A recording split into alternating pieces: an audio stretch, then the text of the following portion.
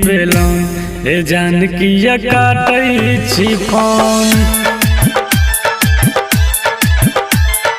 लेलौं अपन जिंदगी पेलौं ए जान किया काटै छी फोन। रहै छी हमरा से दूर केने छी हम कोन कसूर, बाजो नहीं देलौं रिंगटोन ए जान किया काटै छी फोन। लेलौं अपन जिंदगी पेलौं ए जान किया काटै छी फोन। डीजे सुमित सतीश वर्मा।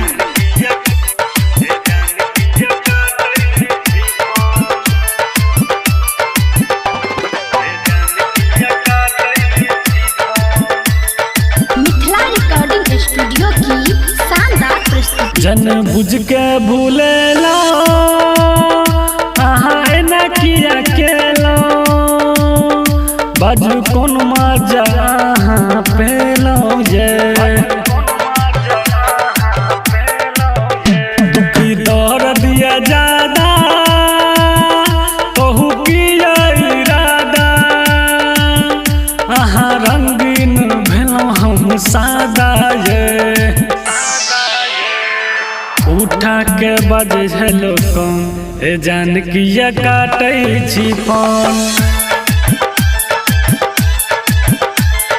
लेलौं अपन जिंदगी पेलौं ए जान किया काटै छी फोन। डीजे सुमित सतीश वर्मा।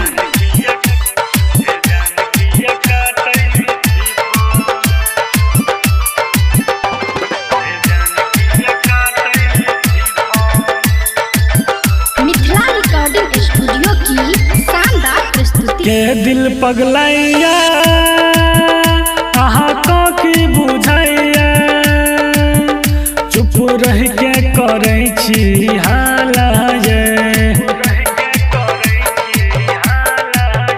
ए सनम हार जाई देलौं हमरा जुदाई, बेवफा छी यहाँ पता चलल ये। बसै छी दिलवा के कोन ए जान किया काटै छी फोन। हाँ लेलौं अपन जिंदगी पेलौं ए जान किया काटै छी phone. Presented by Mithila recording studio.